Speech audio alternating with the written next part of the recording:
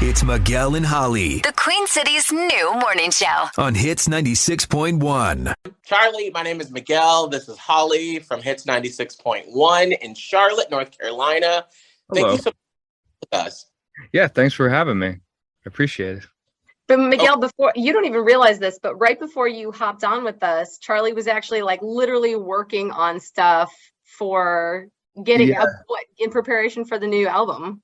Yeah, I can't seem to ever stop working, even when I'm working on in a promo like world. I'm still working.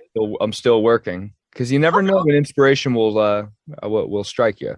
Well, that's good. And you got to take advantage of it. My question is, speaking of like you always working and you having all of this, drive to get stuff done, because I mean, obviously, like I followed along on TikTok about like the coming together of Left and Right, but how long did it actually take for you to conceptualize that?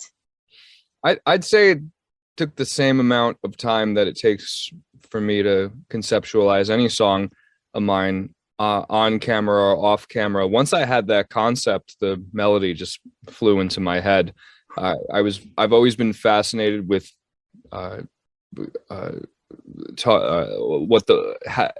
what the lyrics are and actually panning them from the left into the right, and I've always wanted an excuse to do that, so this was the perfect song to do that. It was about time, because I love how it goes. I mean, it's just it's sonically so fun, and so I thought maybe that was like a longer concept, but if you've been wanting to do something like that, what a perfect opportunity to do it.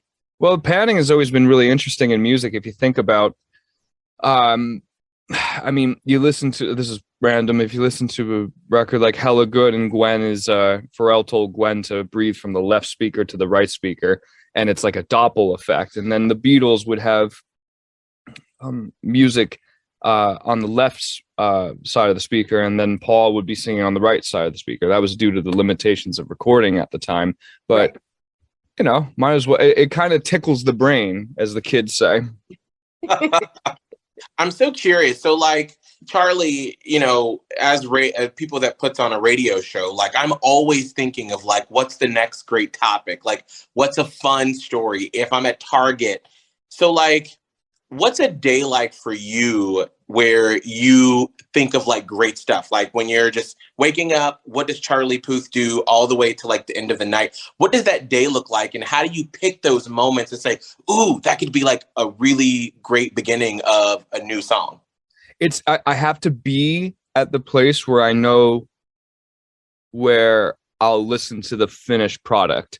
So that's why I always put on music when I'm in the shower or when I'm driving, and no surprise to anyone, come up with my best stuff when my mind is relaxed, and those are two places where my mind is usually the most relaxed. So when I'm driving on PCH or wherever, or even on airplanes, I'll just think about what music can be made that people are going to be listening to where I'm currently at. And that's it. So it's really a people thing. I kind of take myself out of the equation. Mind-blowing. You're plotting what we all will be like, listening to in the next 6 months to a year. And it's so forward thinking. I guess this is a question for you and just the music industry at whole. How do you know that you're coming up with something that is uniquely you and not something that's been done before? I mean, there's only 12 notes in the scale. Right. You're eventually going to happen across something that someone else has written before, but some of the greatest music, I think, is recycled and taken from, I mean, there's countless examples of that, but inspiration is mostly drawn from music that's been made of the past. And how many times has that snare drum in Kiss by Prince been used? It's been used on every Doja Cat song, every dance record. It's a classic Lynn drum. That's just on a sonic level, but on the songwriting level, I'm not ever listening to music to what can I rip off today, but just listening to an old James Brown record or James Taylor record, two completely different artists, maybe figuring out how I can compile their musical stylings together and what feeling that would give a person. That's so fascinating. So, like, when you are just driving around, what do you put on to listen to? Like, are you listening to other artists? Are you listening to your music? Are you listening to podcasts to sort of distract for a little bit?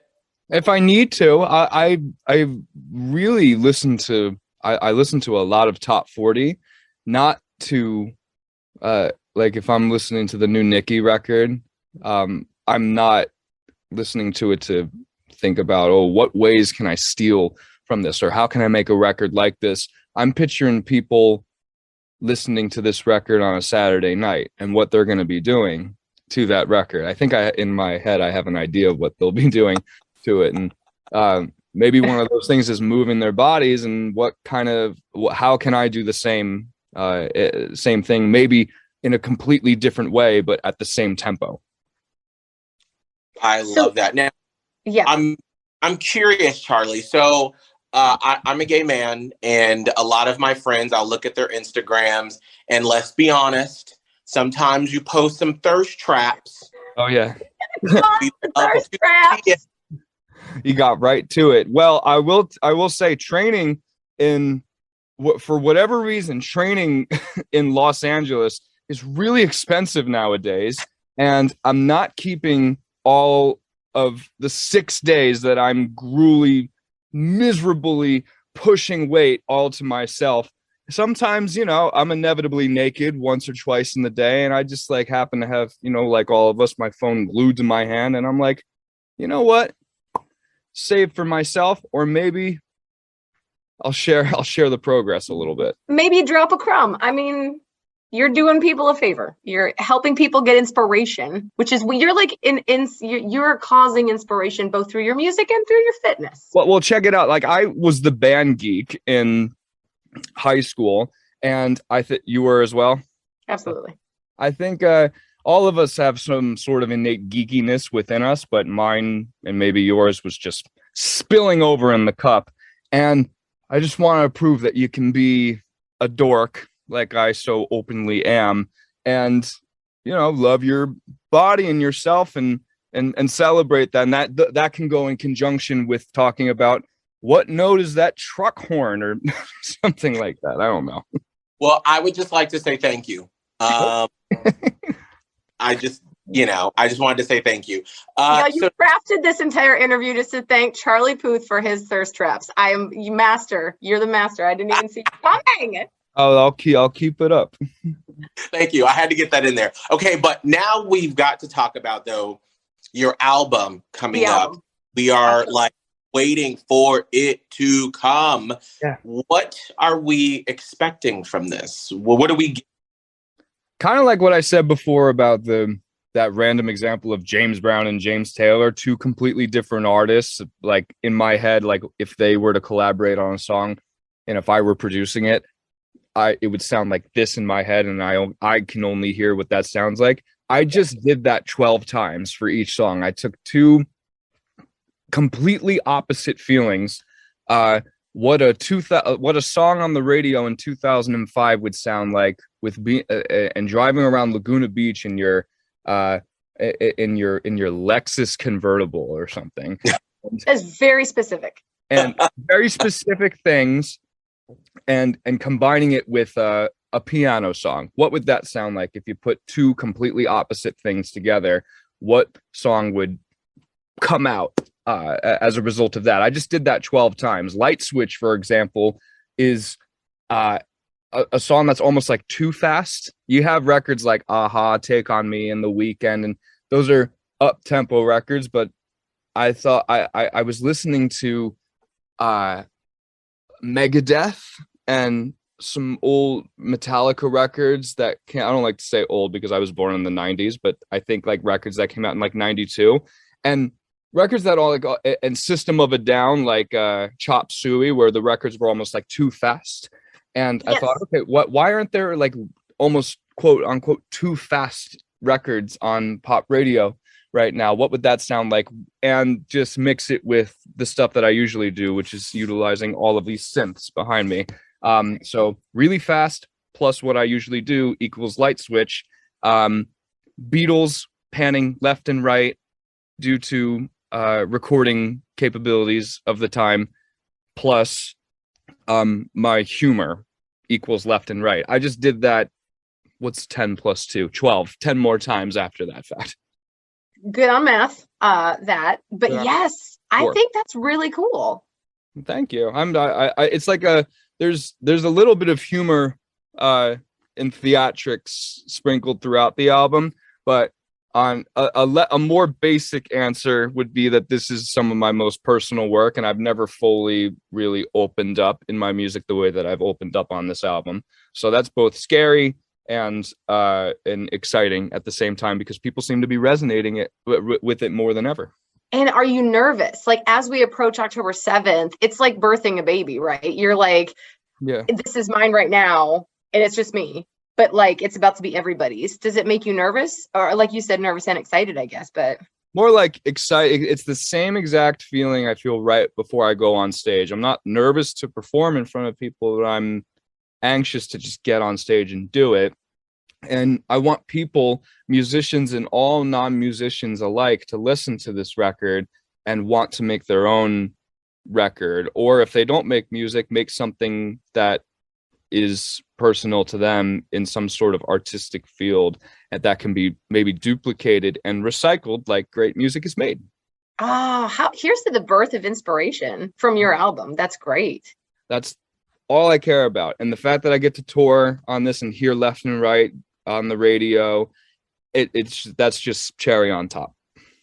What does that look like when the album, is released at midnight on all the platforms and everything? Like, do you stay up and do you secretly like stalk Twitter and Instagram, or do you just, close yourself away for a day and put your phone down and just wait to hear everything? What does that look like in Charlie Puth's world?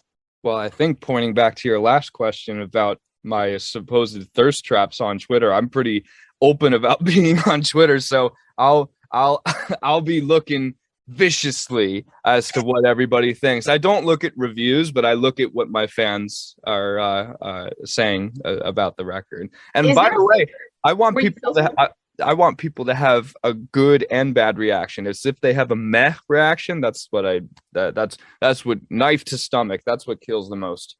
You want them to feel something. Yeah, I want them to hate it, or I want them to love it. I don't want them to be like, could live without it. Yeah, I was going to ask you if you filter like the negative comments or just the people. Well, obviously there's people that are just going to be trolls, but do you filter the people that are like, man, I love you, Charlie Puth. This album is not doing it for me. Yeah, bring on every reaction, because I got a reaction out of you. I took time. I have a portion of your mind right now, and either you'll never listen to it again, and I had it for like a little bit of a second, or it's enabling you to wake up tomorrow at 6 a.m. and download that drum pack and make your own beat, or if you've never even made music before. Yeah. Well, we are so excited to hear and experience the album. Sure, it's all going to be great. Can't wait to experience more thirst traps leading up to it. Thank you for what you put out into the world. We appreciate it.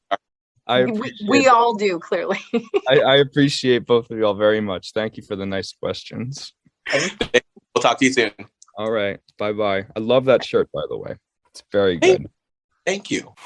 The Queen City's new morning show. It's Miguel and Holly. On Hits 96.1.